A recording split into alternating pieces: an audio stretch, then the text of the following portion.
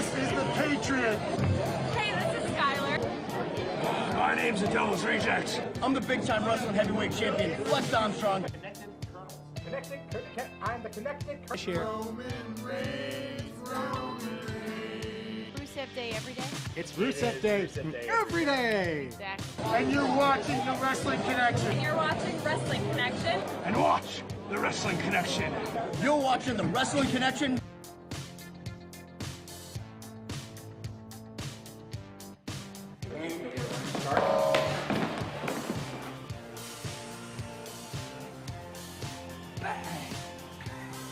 I hear that women gain immortality from licking the feet of babies.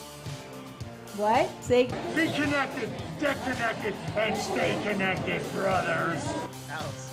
Hello, Allison, and welcome to the. Be connected, get connected, stay connected. This is just a big, of course, with the official presentation. Thank you.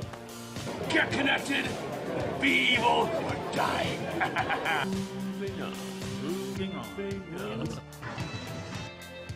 Be connected, get connected, stay connected.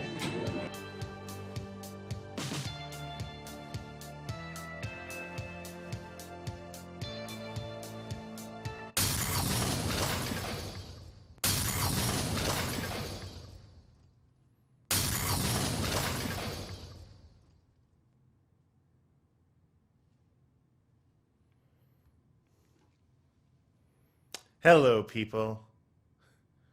Oh, Kenny boy, the pipes are calling. Welcome to episode 260 of the most award-winning talk show to ever hit Bedford airwaves, or any airways for that matter. North, south, east, west, backwards, frontwards, sideways, diagonally, any way we should look at it, all around the world, the Wrestling Connection. I am your host, the consumer of wrestling knowledge, the legacy of Team Kaufman, the literal breaker of Kens, and the dragon with the gold. Your reigning, undisputed World Wrestling Connection champion, Dan Kaufman, here to deliver all the news you need to know for WWE Fastlane 2019. One of the most important pay-per-views this year, apparently. So, let's get into this. Ken, this was your last chance, your best chance. I am not kidding you, people. 4 matches changed on this card. I was not awake for the original broadcasting of it. Ken had every opportunity. In fact, he even pretty much screwed me on one of them. And I still came out on top. It's like Batista and Triple H, bro. You try me, you try and hold me down, you try and lord your power and control just to make sure that you're just that much taller, and I cut you down every time. But that's just for me. Your chance is gone. You get to ride off into the sunset like you said you wanted to. But I know it's eating you up that you weren't able to take this away from me. But in the meantime, let's get onto the card, shall we? WWE Fastlane. And I'm not kidding. This card changed. Apparently, Vince does not like people reviewing his show when they need to use pictures, because they changed a lot. First and foremost, that match, the kickoff match, which was supposed to be Andrade versus Rey Mysterio, now became the New Day of Xavier Woods and Big E versus Nakamusev, as I like to call them, Rusev and Nakamura. This was a nothing match. I mean, they're great competitors. Of course the match was fun. Of course Lana tried to interfere. And of course the New Day won, because Mr. Rusev here needs to keep going, because he's now currently tied for the most consecutive losses on a pay-per-view with the Great Khali. Let me remind everybody where these guys were 1 year ago. The New Day here were competing against the Usos for the Tag Team Championship, and the Bludgeon Brothers interfered, making the triple threat for WrestleMania. Fine. That's good. Honestly, the New Day have won so much, nothing can really hurt them anymore. These two. this time last year, Nakamura had won the Royal Rumble. He was going to face AJ Styles in a rematch from New Japan, which everyone was clamoring for. And what has he gone through now? He's gone through a heel turn, which, while fun, has ultimately led him nowhere. He only won the U.S. title, which he never defended. And when he finally got to defend it against someone new who wasn't Jeff Hardy, he lost it to Rusev. And Rusev barely had a chance to hold on to it because then he lost it back to Nakamura, who then lost it to R-Truth. Rusev, on the other hand, this time last year was one of the most over acts with the Rusev Day. And he was going into WrestleMania to compete for the U.S. title, which he was unable to take, and Jinder took it. But at that time, no one was hotter than Rusev. And here they are 1 year later on the kickoff.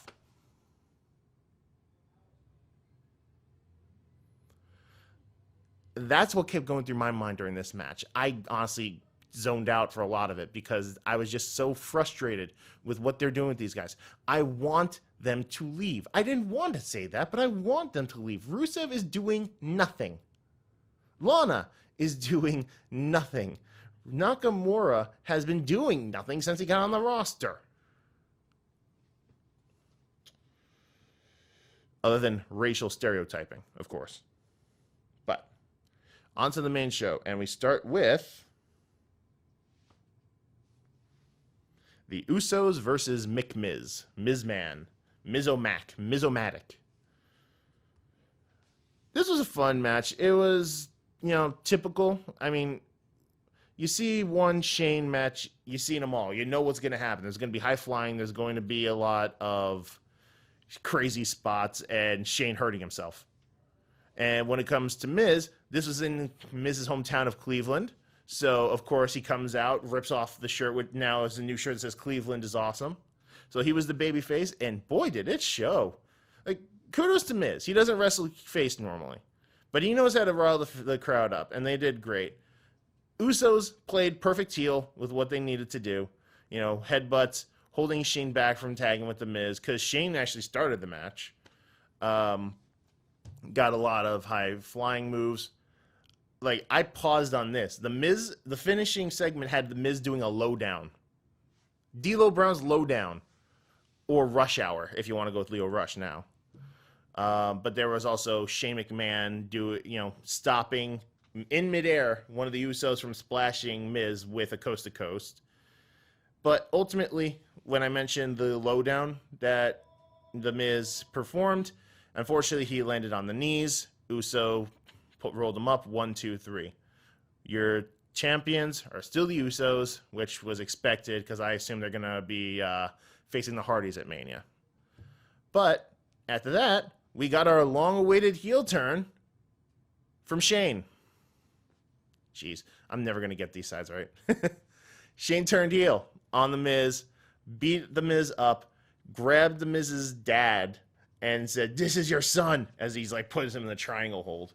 So we finally got that. We got our Miz versus Shane feud at WrestleMania coming up. And the Miz actually gets to wrestle face at Mania. What an odd time we live in. All right. Stinker of the night, people. Stinker of the night. Mandy Rose was not supposed to be in this position. I mean, I get they want to push her because, it's Vince's type, the blonde bombshell, but Mandy's not ready for the main event scene. And, of course, the real reason for this is that Asuka has no one to face. SmackDown's main event female roster is Asuka, Becky, and Charlotte. And Becky and Charlotte are currently embroiled in the Raw feud with Ronda Rousey. That literally leaves nobody on the SmackDown roster who holds a candle to Asuka. And it shows because this match was botchy. There was botches. There was misses. And not to mention the whole slipping on the apron, which was the finish, by the way. Sonya Deville, looking under the ring, found a kendo stick, never even used it, Mandy got thrown to the ropes, slipped on the apron, which honestly didn't look like it was even under her foot. So that kind of failed too. But, kicks missed. Submission moves didn't look effective. Asuka didn't get to shine.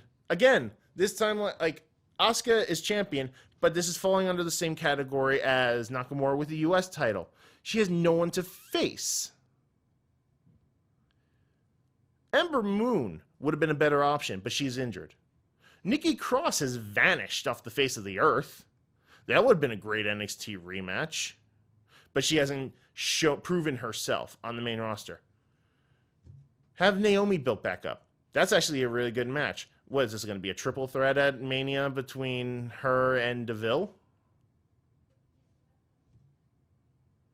They've been as a tag team. And guess what? The tag team couldn't beat the Boston Hug Connection or any of the other people at Elimination Chamber. They got to the last place, but that doesn't mean anything. So this was a nothing match. Granted, well, this is the worst match work-wise. If we really want to get into the worst match, I don't even consider it a match. There's 2 matches on this show, which I don't consider matches. They're angles. And here's your first. So earlier, Kofi was told by Vince that the WWE title was going to be a triple threat, and Kofi needs to get out there to the ring. So Kofi gets out there, and then they are informed that the WWE triple threat will be taking place later, which means that Kofi is not a part of that triple threat. Instead, this is a 2-on-1 handicap match, tornado tag versus the Bar. Tornado tag means that both men can be in the ring at the same time. They do not have to tag each other to be in the ring. And this is just a beatdown. This is why I don't consider it a match. This is a beatdown which lasted way too long and over again until Kofi couldn't move. The New Day tried to come out and help save the day, but Rusev and Nakamura stopped that and then beat him down again. 1, 2, 3. Your champs, the Bar. Yay. I can't be too mad at this. This is an angle for Mania. This is to build up sympathy for Kofi, which definitely worked. Not because of this match, but because of what happened during the triple threat. Loud, we want Kofi chants. Loud. But because he got beaten down, he couldn't really do anything with the match. So Kofi looks like a fool and the underdog. And that's where they want him to look until Mania comes around. I'm mostly going to be skipping this part, but apparently there needed to be a lot of time to fill. 3 Elias segments. 3. And only the last one had other people show up for it. The last one had Lacey Evans do her little catwalk thing. Lacey Evans is nothing. And then he got RKO'd out of nowhere. And then AJ Styles showed up with a phenomenal forearm. Allison enjoyed that part, because RKO out of nowhere is always fun. But other than that, I skipped the Elias segments. You know why? Because they were nothing. They were there to kill time. Give more time to another match. Make another match. Do something. 3 Elias segments. Shame. All right, now we're going to start getting to the good matches. Starting with the Raw Tag Team Triple Threat match between Gable and Rude, the fabulous ones, the Revival, the champions, Scott Dawson and Dash Wilder, and Ricochet and Aleister Black. Congrats on Ricochet and Aleister for their first pay-per-view debut. Of course, everybody here knows exactly what they need to do, and they're great stuff. Aleister and Ricochet, taunting at the beginning where they look like they're going to jump out of the ring, and instead they pose in the middle of it after bouncing off the ropes. So, of course, they look great. Scott Dawson and Dash Wilder are the only legitimate tag team, in my opinion, here. No offense to Gable and Rude, but Rude has really been nothing since he's come up to the main roster. NXT, he got to be heel, and he enjoyed it. And, of course, his time with Impact. But ever since he came up, he's been nothing but the glorious gimmick, and after that, he has no charisma as a face. So it's really nothing more than giving Rude's robe to Gable. That's what the tag team is. Gable gets to wear the Rude robe and do the fabulous entrance, and then Gable gets to shine.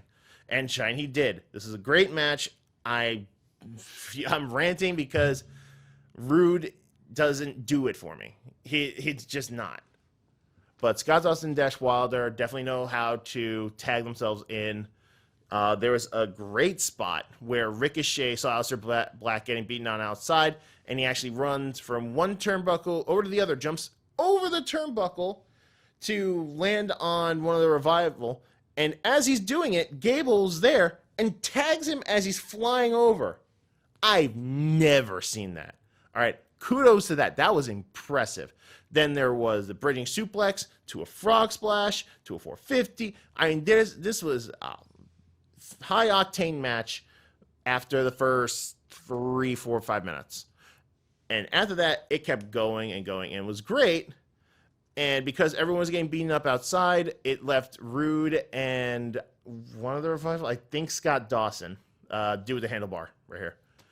And, you know, it was back and forth, and then Dash Wilder rolled in, Shatter Machine, Gable eats the pin, and then apparently they still wanted to fight, because in the end, Black and Ricochet get to stand tall after a few black masks and a 630 onto everybody. Fun match. A lot of stuff happened to the point where it's kind of hard to remember all of them. It turns into a blur. But the Revival get to retain their belts. Ricochet and Black still get to look strong, and Rude and Gable get to be on the bottom of the barrel again. They need to be there so Ricochet and Black don't have to eat a pin. All right, next up, another change. This is the third change here. So what was originally supposed to be a kickoff match between Andrade Cien Almas, I will not just call him Andrade, and Rey Mysterio, became a fatal four-way between Rey, Andrade, R-Truth, and Samoa Joe, after Samoa Joe said he'll beat up anybody who tries. So this is a rematch from last time these four had a match where R-Truth was champion and Samoa Joe won it. This match was just as good as the Raw Tag Team match. This match had Andrade posing as Eddie a lot, going for the Three Amigos. You had Rey doing a lot of high flying moves. You had R-Truth being R-Truth, being John Cena. You know, he got a 5-knuckle shuffle. You know, we had the 5 moves of doom. He didn't go for a attitude adjustment. Don't know why. I thought that would just make sense. But yeah, he was mostly there just as a body. You know, you had the catfight between Carmella and Zelina Vega. Joe just being great. You know, I love the little jabs he does. I love his enziguri after he bulldozes you. There's multiple times where Rey went for a 619. He just got up, walked away. You know, there's a lot of movement in this match, which was great. And, of course, Andrade Cien Almas and Rey Mysterio in the ring together is always great. I remember it was off the top turnbuckle to the outside, Hurricanrana. Great stuff there. So, of course, in the end, it ended with Samoa Joe catching Rey, putting him in the King of Clutch, putting him to sleep in very quick fashion. And there you go. 1, 2, 3. Samoa Joe is your champion defending. He retains the belt, which I fully expected. I did not see Joe losing his first defense when he just won his first title. Okay, now to go down a little bit. So, yeah, the Boston Hug Connection versus Nia Jax and Tamina Snuka. So, this match, similar to the last women's match, was very botchy. Like, there were some nice moves, there's some nice moments, but the cons are just too heavy. First off, there was a spot where Tamina tried doing a pop-up move to toss Banks onto Nia's shoulders. Nia couldn't keep the weight up, and she collapsed to a knee before getting back up and then going for a Samoa drop. The pop-up Samoan would have looked wonderful. Unfortunately, they just couldn't do it. I heard Corey try and say, very impressive on Sasha to shift her weight around in midair to make sure she couldn't hold her in place. Nice try. If it was just that, I mean, that one's probably the most obvious botch. I call a botch in booking for why in the world is Banks and Bayley's tag team maneuver, Bayley holding Banks' hand as Banks runs around. Why? They weren't using it to, like, double clothesline a person. No, they literally was just using it. It looked like she was trying to make sure Banks wouldn't fall off the top rope. But Banks has done the top rope stuff before all the time. That was... Oh. I get Bayley's character, but they're the champions. That was bad. I might not have gone on record here, but for a long time, I did not like Bayley on the main roster. She just couldn't stop botching over and over again. There was so many. She's gotten better. She has. Absolutely. I feel like she feels is more comfortable with the matches and all that stuff, but this was a nothing match. Nia and Tamina lost. They didn't even lose to a finisher. It was a roll-up. Bayley pinned, I believe it was Nia. And then Nia and Tamina got up and beat down Boston Hug Connection. Beth Phoenix, who was on commentary for this match, came in. They beat her up, threw her in the ring, and Natalya came in, beat her up too, and Nia and Tamina stand tall. Which means that Nia and Tamina are probably going to be added to this rumored Fatal 4-Way for the women's tag titles at Mania. Which means the Sky Pirates probably aren't going to be in it because the Iconics called them out too. So, yay. A match I was kind of looking forward to if the Sky Pirates were involved. They're no longer part of it. What else is new? All right. Last change of the night. The triple threat mentioned for the WWE title is Daniel Bryan versus Kevin Owens versus Mustafa Ali, who got the Rey Mysterio entrant in the Royal Rumble at number 30 treatment, where he got booed the moment he came out because he wasn't someone else. It's a shame because he just came back from injury, and the fact that he got injured is the entire reason Kofi is even in the position he's in.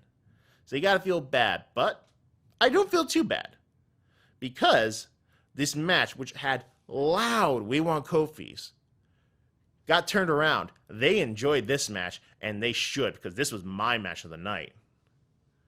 Kevin Owens is still great, whether he's heel or face.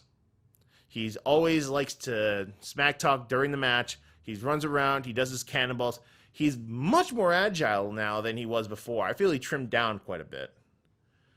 But, still great stuff. Mustafa Ali is a nut.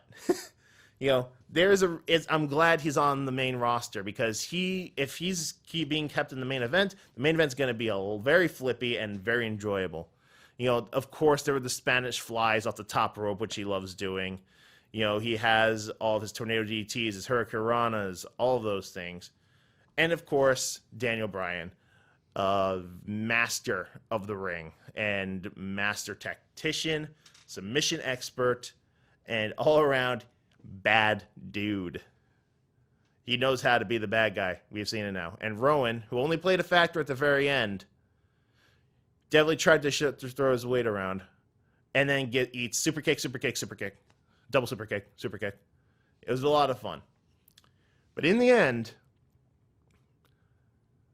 this match where Kevin Owens' new finisher, the Stone Cold Stunner, which is being protected because the people are not kicking out of it. Instead, they had the pinfall has to be broken up by someone else. You have the 450 splash on the ring apron, which is nuts.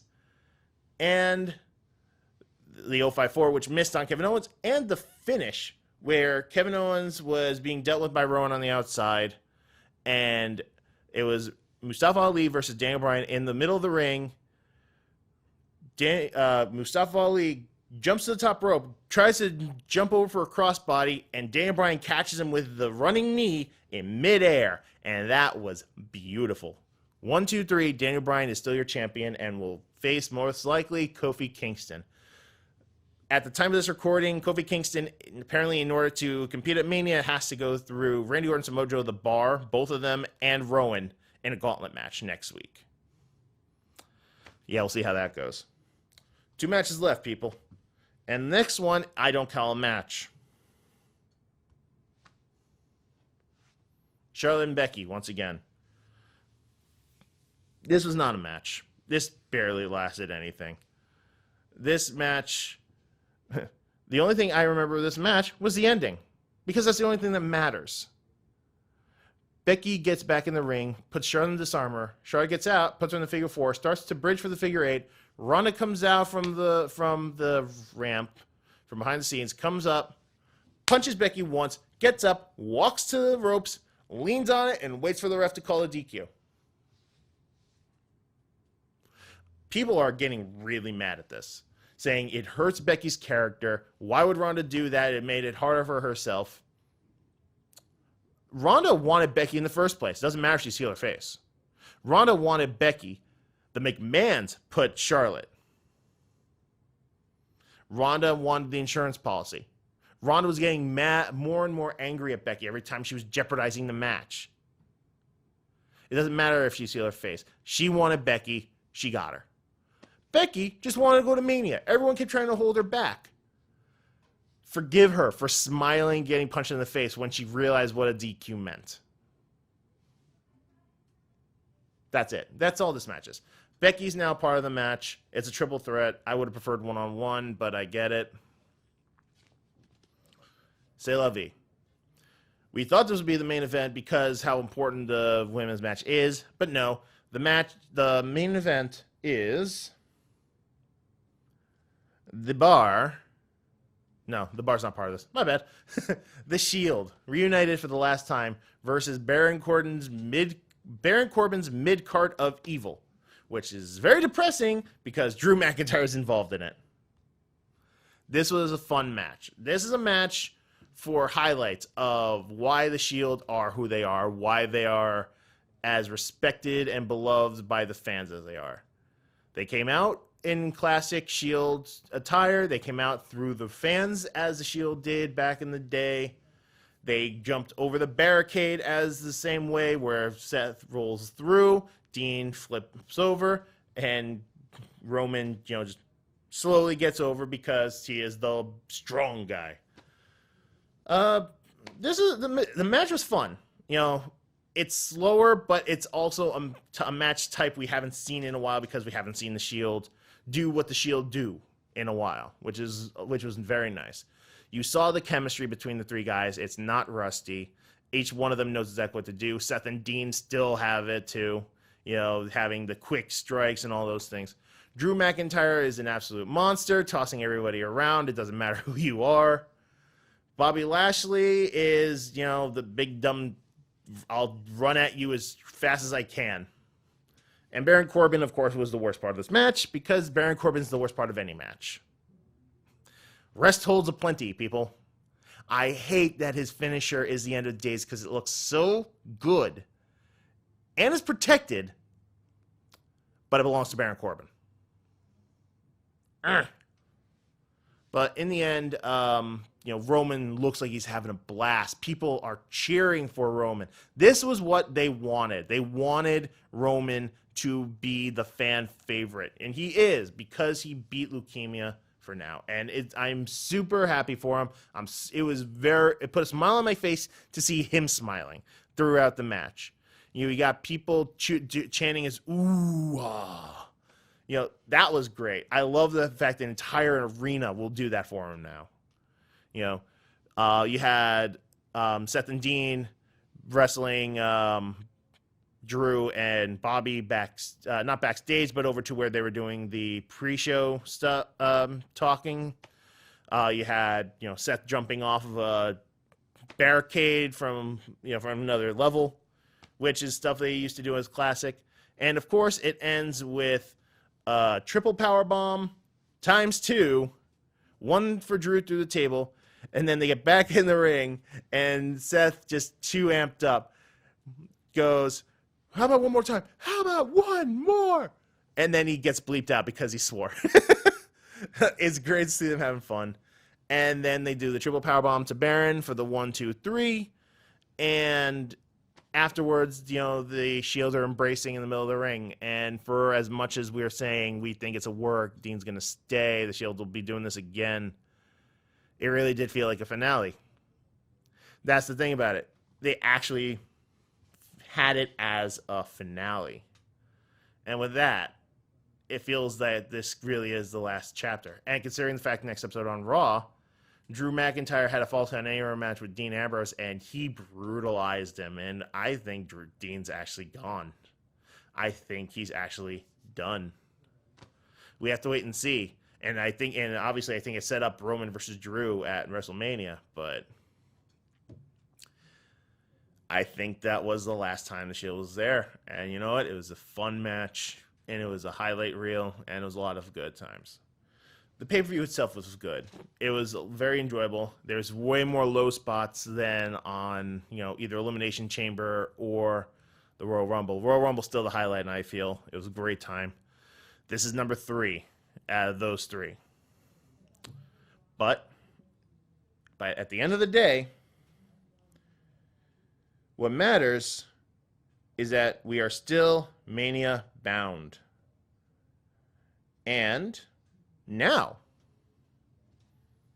I am uncontested, and I will be doing things differently. So you get to look forward to next week, where I might be trying something new.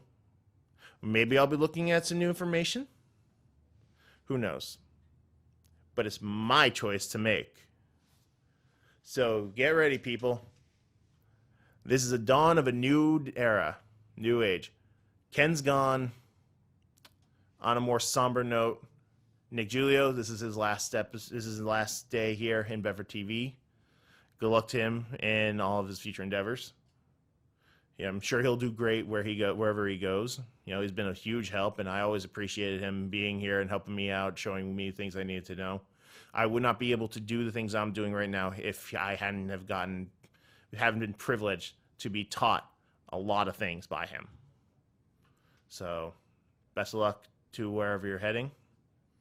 But in the meantime, this is episode 260 of the Kaufman Corner era of the Wrestling Connection, reminding you all to be connected, get connected, and stay connected. Have a good week, people. I've heard it too many times to Oh, yeah. ignore One more it. thing. It's something that I'm I supposed don't really like to sing songs that I don't like. will find it. The Wrestling Connection. So enjoy Kermit's singing, because I don't really want to sing. So unless I feel the urge to sing, which I might, don't expect, you know.